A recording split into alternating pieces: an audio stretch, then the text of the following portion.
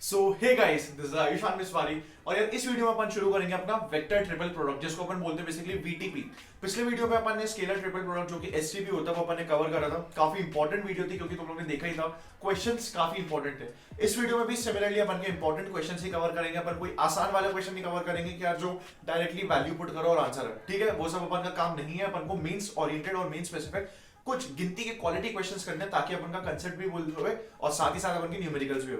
Video शुरू करने से पहले जरूर लाइक कर देना और साथ ही साथ कमेंट भी करके बताना तुम्हें कैसी लगी। भैया मैं हर वीडियो में बोलता हूँ बट तुम्हें भी पता है रिस्पॉन्स नहीं आता है, क्योंकि तुम्हें ये साफ दिख रहा होगा यहाँ पे 90% लोगों ने सब्सक्राइब नहीं कर रखा है। और उससे बड़ी बात दुख तब ज्यादा होता है जब मुझे पता है, जब लोगों के कमेंट्स आते हैं कि मेरे नोट्स उनको हेल्प कर रहे हैं, डायरेक्ट उससे क्वेश्चंस उठ के आ रहे हो। तो अगर ऐसा है तो जरूर यार उसको सब्सक्राइब कर दो। तुम्हें केवल क्लिक करना है और मुझे उसमें बड़ी बात नहीं है, बट मुझे वो एक क्लिक काफी अच्छा लगता है जब मुझे लगता है कि हाँ भाई मेरे नोट्स हेल्प कर रहे हो, ठीक है। सो यार इसी के साथ शुरू करते हैं हम अपनी वीडियो को। सबसे पहले बात आती है बेसिकली यार वेक्टर ट्रिपल प्रोडक्ट, ठीक है। वेक्टर ट्रिपल प्रोडक्ट का मतलब होता है, नाम में समझ में आ रहा है, ट्रिपल प्रोडक्ट मतलब तीन वेक्टर्स का क्रॉस प्रोडक्ट। जैसे समझ में आ रहा है ऐसे ये और ये। इसमें भी यार दो टाइप के होते हैं, क्योंकि अपन का यहाँ से ब्रैकेट एक इसमें लगा हुआ, ब्रैकेट एक इसमें लगा हुआ। अपन ने ऐसे क्रॉस प्रोडक्ट में सीखा हुआ रहता है कि यार यहाँ से कम्यूटेटिव नहीं है, मतलब ऐसा नहीं होता है कि यार यहाँ से a cross B will be equal to B cross C, या फिर a cross B cross C will be equal to, मतलब अपन ने ब्रैकेट्स चेंज कर दिए। जैसे तुम्हें यहाँ पे ये समझ में आ रहा है, दोनों का फॉर्मूला अलग होता है, दोनों की मैं ट्रिक भी बता दूंगा। इसका एक्सप्रेशन ये होता है कि इसका एक्सप्रेशन होता है ये कि मेरे पास यहाँ से a dot C into B vector minus a dot B into C vector. Similarly इस वाले का फॉर्मूला होता है ये a dot C into B vector minus b dot C into a vector. But भैया ये तो बहुत गंदा फॉर्मूला, इसको याद कैसे करेंगे? याद रखने का ऐसा तरीका देखो, ए बी सी को अपन बोल सकते हैं 1 2 3। तो सिमिलरली जब तुम यहां से इनके टर्म्स देखोगे तो ये मेरे पास आ जाएगा 1 3 2 1 2 3। अब इसके मन में रख लो 1 3 2 माइनस 1 2 3 1 3 2 माइनस 1 2 3 1 3 2 माइनस 1 2 3। काम खत्म, फॉर्मूला याद हो गया। सिमिलरली इस वाले में देखोगे तो आ जाएगा मेरे पास 1 3 2 माइनस 2 3 1 माइनस 2 3 1। तो तुम्हें ये याद रखना है। तो अपन की देखो अपने मन में अभी मेरे साथ वीडियो को पॉज करके अपने मन में बोलो, अगर मेरे पास ब्रैकेट हुआ b क्रॉस c पे तो क्या बोलूंगा मैं बोलूंगा 1 3 2 माइनस 1 2 3 1 3 2 माइनस 1 2 3। सिमिलरली अगर ब्रैकेट हुआ मेरे पास a क्रॉस b पे, a क्रॉस b इनटू फिर c वेक्टर पे, तो मैं बोलूंगा 1 3 2 माइनस 2 3 1 1 3 2 माइनस 2 3 1। इसी से तुम्हारा रट जाएगा पूरा ऐसे, इसमें कोई दिक्कत ही नहीं आएगी। वन अगर बाद में हुआ ब्रैकेट तो क्या बोलोगा 1 3 2 माइनस 1 2 3, पहले हुआ ब्रैकेट तो 1 3 2 माइनस 2 3 1। काम खत्म। ऐसे अपन के सारे क्वेश्चन सॉल्व हो जाएंगे, ऐसे गाना गाते गाते अपन के क्वेश्चन सॉल्व हो जाएंगे। आगे अपन की एक बात आती है लैग्रैन्डियस आइडेंटिटी।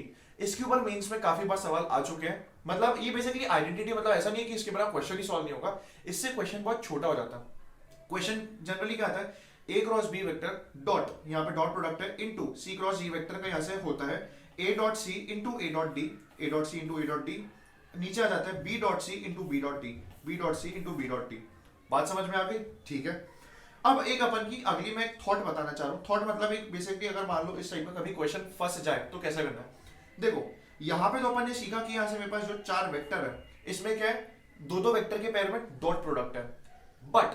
बट मान लो यहाँ से चार वेक्टर में मेरे पास बीच में क्रॉस प्रोडक्ट आ जाए, तो अब क्या करें? बीच में क्रॉस प्रोडक्ट भी आ सकता है। तो देखो इस वाले केस में आसान तरीका बताता हूँ। इस वाले केस में तुम क्या करो, सी वेक्टर क्रॉस डी वेक्टर को कुछ मान लो आर वेक्टर, थोड़ी देर के लिए कुछ मान लो आर वेक्टर। अब मैं यहां से बताता हूं, ये हो जाएगा A vector cross B vector cross R vector. अब क्या मेरे पास यहां से वेक्टर ट्रिपल प्रोडक्ट फॉर्म में नहीं बन गया? तो क्या मैं इसको एक्सपांड करूंगा? पहले है मेरे पास ब्रैकेट, तो मैं क्या बोलूंगा 1 3 2 माइनस 2 1 3। यहां पे ऊपर देख लो 1 3 2 सॉरी 1 3 2 माइनस 2 3 1। तो ये मेरे पास हो जाएगा 1 3 2 मतलब 1 3 इंटू 2 1 3 2 माइनस 2 3 1। अब देखो a vector dot are vector मतलब अब मैं क्या r की जगह रिप्लेस कर दूं, कर देता हूं। ये मेरे पास आ जाता है a वेक्टर डॉट r मतलब c vector cross d vector. और ठीक है, इसको मैं यहां से एक ऐसी कुछ डब्बा लगा दूं ताकि समझ में आ जाए, minus b vector dot r कितना हो जाएगा, वही c vector cross d vector. और यहां से मेरे पास आ जाएगा a vector. But a dot c cross d, यार ये तो मुझे स्केलर ट्रिपल प्रोडक्ट दिख रहा है जो मैंने पिछली बार देखा था। तो क्या मैं स्केलर ट्रिपल प्रोडक्ट को ऐसे भी लिख सकता हूँ, A vector C vector D vector का डब्बा। अब ये डब्बा और ये डब्बा लगी तो नॉर्मल ब्रैकेट था, बट ये अब मेरे पास बताता है box product into B vector minus ये मेरे पास बन जाएगा बी सी डी मतलब बी सी डी का मेरे पास डब्बा वाला प्रोडक्ट इंटू ए वेक्टर, काम खत्म। मुझे यहाँ से इसको सॉल्व करना आता है by the method of determinants, मुझे यहाँ से इसको भी सॉल्व करना आता है by the method of determinants, काम खत्म। ठीक है, तो ये बेसिकली थॉट प्रोसेस थी। मेरा काम क्या तुम्हें, मेरा काम तुम्हें पे केवल क्वेश्चन सॉल्व कराना नहीं है, क्वेश्चन तुम कोई भी किताब से कर सकते हो, 100 किताब है, मेरा यहाँ पे तुम्हें काम है कंसेप्ट समझाना कम टाइम में, ताकि तुम कंसेप्ट समझ के एग्जाम में उसको अप्लाई कर पाओ, काम खत्म। आगे एक और रिजल्ट आता है, इंपॉर्टेंट है, let A B C be any three vectors then A cross B cross C cross है का बॉक्स प्रोडक्ट अपना होता है ए बी सी का होल स्क्वायर। बहुत आसानी से प्रूव कर सकते हो। पहला तरीका क्या है, पहला तरीका है कि तुम यहाँ से इसको क्रॉस प्रोडक्ट से प्रूव कर दो। क्रॉस प्रोडक्ट से कैसे, मतलब मैं प्रूफ नहीं करूंगा, मैं तुम्हें एक हिंट देता हूँ। पहला तो हिंट यार यहाँ से ऐसे ही है कि यहाँ से दिस क्रॉस दिस, सॉरी मतलब तुम इसको ऐसे प्रूव कर सकते हो, this dot B vector cross C vector है ना, हाँ cross C vector cross A vector, यही जो अपन यहाँ से इसमें ओपन करते हैं A dot B cross C पर, तो यही मेरे पास यहाँ से पहला मेथड यहाँ से ऐसा आ गया। जब तुम इसको ओपन करोगे यहाँ से इस वाले मेथड से, तो तुम्हारे पास आराम से निकल जाएगा। और फिर उसके बाद जब तुम्हारे पास यहाँ से दिस इंटू दिस आएगा, तो अपन लगा देंगे यहाँ से बेसिकली अपनी कहाँ गई ये वाली प्रॉपर्टी, तो इससे तुम ओपन कर लोगे। या फिर दूसरा बहुत ही आसान तरीका, क्या मैं इसको ये बोल सकता हूँ, मैं इसको डिटर्मिनेंट से प्रूफ करूंगा।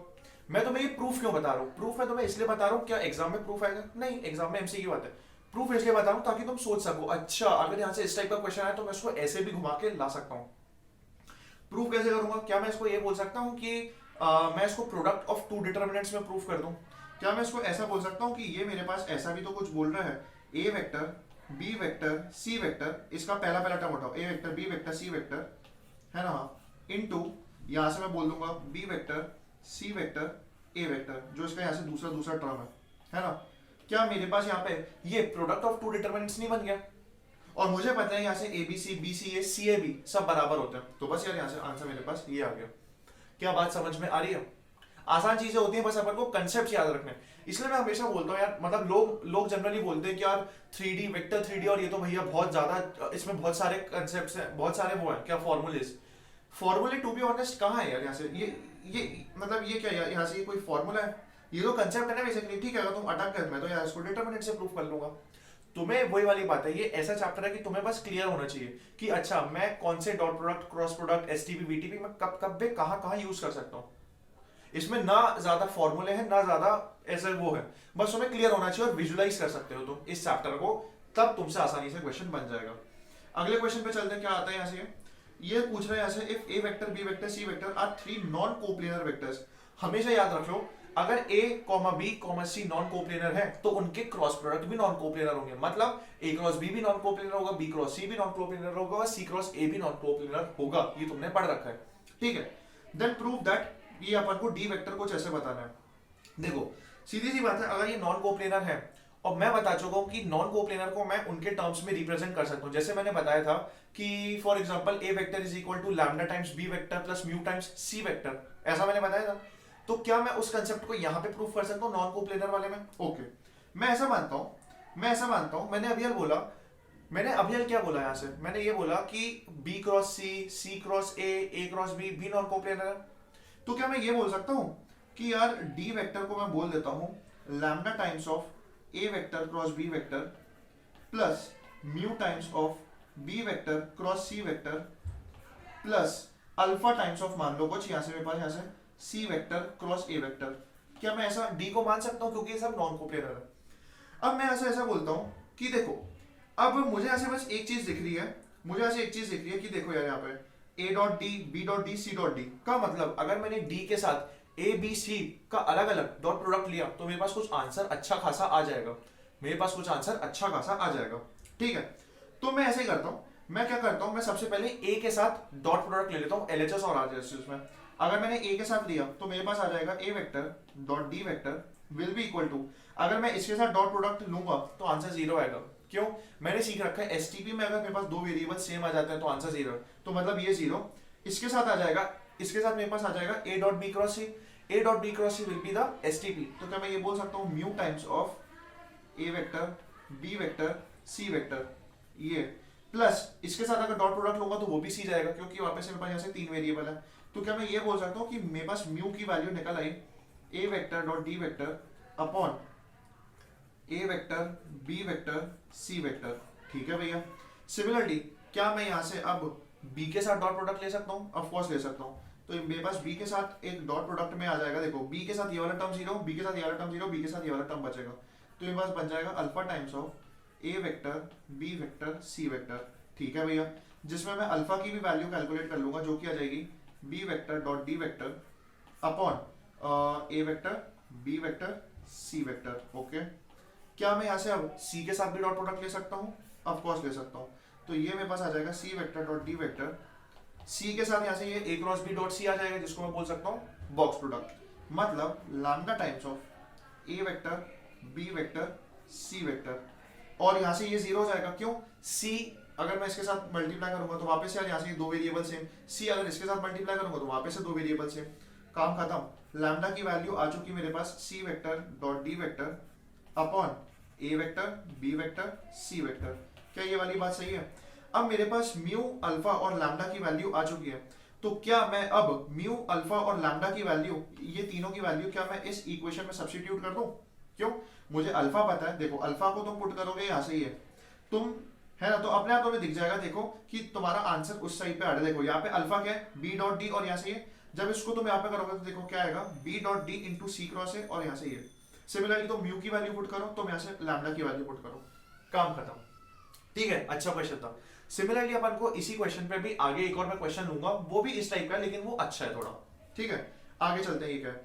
ये वाला जो क्वेश्चन है यार यहाँ से, ये बहुत बच्चों का है, बट ये अपन को एक कंसेप्ट सिखाता है, इक्वालिटी ऑफ वेक्टर्स, कि अपन को इक्वल इक्वल टर्म्स को नापना है। नापना मतलब इक्वल करना। जैसे देखो, उसने अपन को बोल दिया कि भैया a cross b cross c will be equal to b vector by 2, find the angle between a and c। बहुत बच्चों का सवाल है, बट अपन का कंसेप्ट सीखना इंपॉर्टेंट है। देखो, मैंने वेक्टर ट्रिपल प्रोडक्ट से सीखा है कि अगर ऐसा है तो मेरा आंसर आता है 1 3 2 माइनस 1 2 3।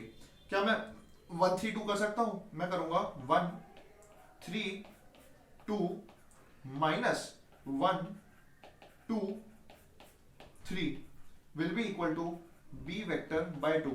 अब सीधी सी बात है, यहाँ पे एक b वेक्टर का टर्म है, यहाँ पे एक b वेक्टर का टर्म है, क्या मैं दोनों को इक्वेट कर दूं? ऑफ कोर्स मुझे इक्वेट करना ही पड़ेगा। तो मुझे यहाँ से क्या समझ में आएगा? मुझे यहाँ से समझ में आएगा a vector dot c vector will be equal to 1 by 2। क्या मैं दोनों को ओपन कर सकता हूँ? ऑफ कोर्स कर सकता हूँ। Mod a mod c cos theta will be equal to 1 by 2। Mod a कितना होने वाला है? 1। मॉड c कितना होने वाला है? 1, क्योंकि ऊपर अपन को दे रखा है are unit vectors. cos theta मुझे यहाँ पे दे रखा है 1 बाय 2। क्या तुम यहाँ से एंगल निकाल सकते हो? एंगल कितना होगा? साइन का अगर तुम याद करो, साइन 30 कितना होता है? 0 1 बाय 2। साइन 30 1 बाय 2 है, तो cos 60 कितना होगा? Of course 1 by 2। तो ये मेरे पास यहाँ से आ जाएगा theta will be equal to 60। Of course समझ में आ रहा है यहाँ से? क्या ये वाली बात समझ में आ रही है? या फिर तुम इसको ऐसे समझ लो पाई बाय 3, थोड़ा और इज्जतदार तरीके से अगर लिखना हो तो। बात समझ में आ रही है? ये अपन को इक्वालिटी वाले बातें याद रखनी है।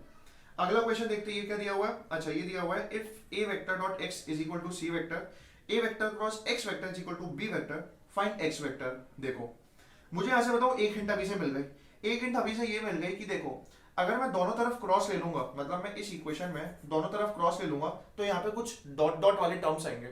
अगर डॉट डॉट वाले टर्म्स आएंगे तो इसलिए तो उसने मुझे यहाँ से डॉट की वैल्यू भी दे रखी है। तो क्या अब मैं दोनों तरफ डॉट प्रोडक्ट ले लूं एक का? लेके देखता हूँ भैया।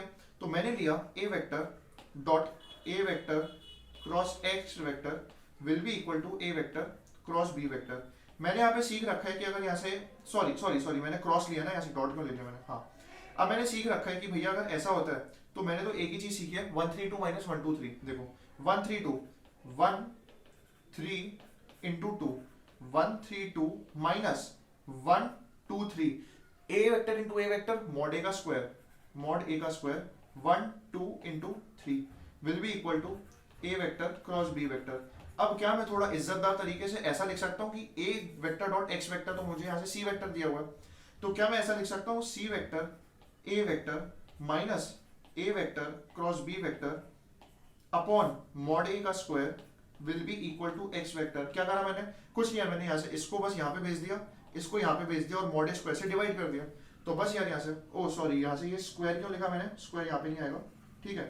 तो बस मैंने यहाँ से इसको x वेक्टर का मेरे पास ये x बोल दो, x मेरे पास यहाँ से काम आ गया। क्या ये वाली बात तुम्हें समझ में आ रही है? ठीक है, तो अपन का बस इतना सा ही काम रहता है। ये भी आसान था, कोई प्रॉब्लम की बात है ही नहीं। आगे चलते हैं अपन के कुछ क्वेश्चन। क्या दिया हुआ है? Find the value of this. अब टू बी ऑनेस्ट ये वाला अपन का स्केलर ट्रिपल प्रोडक्ट का क्वेश्चन है, बट तब भी अपन को कंसेप्ट अगर सिखा सकता है तो क्या बुरी बात है। मैंने यार यहाँ से जब भी मुझे स्केलर ट्रिपल प्रोडक्ट का दिखता है, डब्बा दिखता है, मैं तो उसको डिटर्मिनेंट की तरह सोचता हूँ। और मैं डिटर्मिनेंट में मैंने यहाँ से सीखा है कि अगर कोई भी दो रो या दो कॉलम सेम होंगे तो मैं इसको ओपन कर दूंगा। अगर तुम ओपन करोगे तो क्या मैं इसको ऐसे ओपन कर सकता हूँ, मतलब दो, मैं इसको दो डिटर्मिनेंट्स में तोड़ सकता हूँ, 2a 2b 2c minus times of b c a। और मैंने यहाँ पे सीखा है कि अगर ऐसा रहता है तो मैं इसके कॉमन वाले टर्म्स बाहर निकाल देता हूँ, मतलब मल्टीपल निकाल देता हूँ। मतलब इस टर्म से 2 बाहर आएगा, इस वाले से कॉलम से 2 बाहर आएगा, इससे 2 बाहर आएगा, मतलब 2 into 2 into 2 times of A B C minus times of B C है। और मैंने तो यार यहाँ से सीख रखा है कि ए बी सी और बी सी तो बराबर होते हैं, तो ये क्या हो सकेगा, क्या मैं यहाँ से ये नहीं बोल सकता हूँ 8 times of A B C minus times of A B C, तो ये मेरे पास बन गया 7 times of A B C. क्या ये वाली बात सही है? बस काम खत्म, बच्चों का क्वेश्चन था। आगे देखते हैं क्या दिया हुआ है। If A vector B vector C vector are non coplanar unit vectors, non coplanar इसने खुद से बोल दिया ऐसे, ठीक है। A cross B cross C is this, B vector C vector are this, then find the angle between A and B. बच्चों का क्वेश्चन पुराने तरीके का, क्या दिया हुआ है ऐसे, मैं तो ऐसे कंपेयर करूंगा भैया, अपन यहाँ से कंपेयर करने वाले आगे। अपन का आ जाता है ए क्रॉस बी क्रॉस सी, मतलब 1 3 2 माइनस 1 2 3, ये आ जाएगा मेरे पास यहाँ से 1 3 2 minus 1 2 minus 1 2 1 2 3 will be equal to b vector by root 2 plus c vector by root 2। इसने किसके बीच एंगल पूछा, find the angle between a and b। जिस वाले टर्म में a और b आ रहा है तुम तो उसको कंपेयर करा रहे हो, इस b में यहाँ से देखो c वेक्टर और c वेक्टर आ रहा है, तो क्या मैं यहाँ से ये बोल सकता हूँ a vector dot b vector will be equal to minus times of 1 by root 2। क्यों?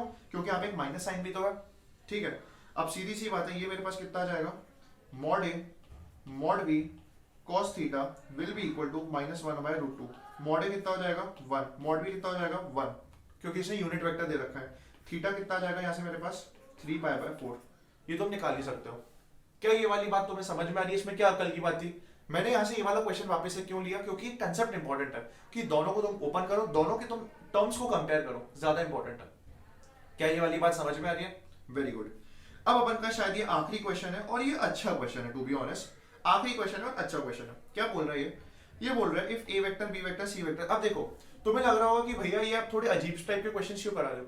अजीब टाइप के नहीं यार, मैं तुम्हें कराने को आसान क्वेश्चन भी करा सकता हूँ कि तुम्हें मैं सीधा बोल दूं कि यार ए वेक्टर की वैल्यू कुछ पकड़ा दूं कि आई कैप प्लस 2 जे कैप प्लस 3 के कैप, बी वेक्टर की पकड़ा दूं 4 आई कैप प्लस 5 के कैप प्लस 18 जे कैप सिमिलरली के कैप, सिमिलरली सी वेक्टर की कुछ पकड़ा दूं और मैं बोल दूं भाई तुम तो बस इसका स्केलर ट्रिपल प्रोडक्ट फाइंड कर लो, मतलब A dot B cross C find कर लो, या फिर vector triple product A cross B cross C. इससे क्या चेक होगा? इससे क्या तुम्हारा कंसेप्ट चेक होगा? नहीं, इससे तुम्हारी केवल गणित चेक होगी। गणित मतलब कि तुम कैलकुलेट कर पा रहे हो या नहीं।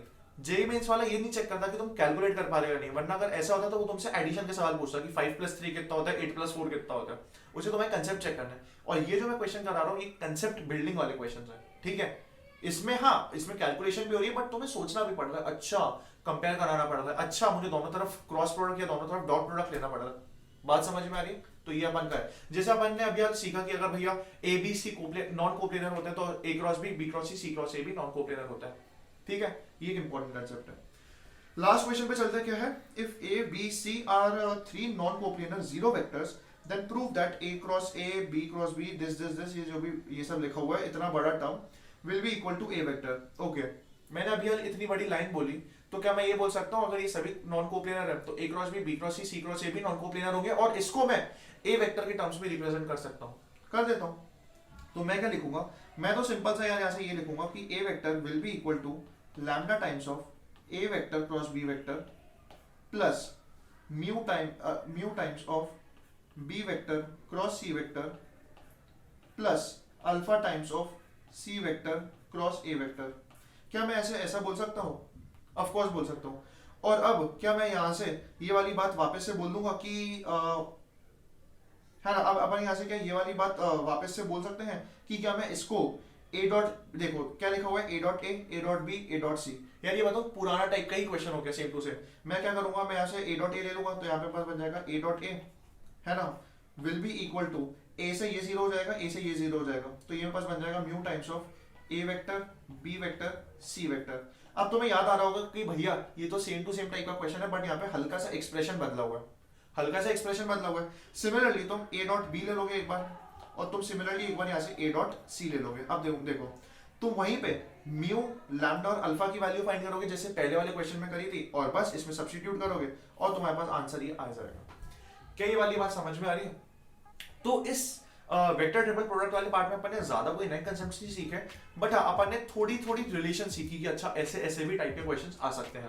ठीक है, तो अब मेरा मेन फोकस ये होता है कि यार 15 से 20 मिनट का मैं वीडियो बनाऊं, उसमें मैं ज्यादा से ज्यादा कंसेप्ट समझा पाऊं और उसके साथ अगर मैं क्वेश्चंस भी इनकॉर्पोरेट कर पाऊं तो काफी अच्छी बात है, क्योंकि केवल कंसेप्ट से सब कुछ नहीं होता। और जो क्वेश्चंस वो करा रहा हूं मैं, जो मैं तुम्हें करा रहा हूं, वो ना ज्यादा इजी है ना बहुत ज्यादा टफ है। जेईई मेंस के लिए एकदम क्वालिटी, एकदम स्पेसिफिक क्वेश्चंस है। ठीक है, खुद मुझे इसको ढूंढने में काफी टाइम लगता है, तो यार मैं एक्सपेक्ट करूंगा तुम लोग लाइक करो वीडियो और कमेंट करके जरूर बताओ कि हेल्प कर रही है या नहीं। ठीक है, मुझे काफी अच्छा लगेगा। So that's all from this video, bye.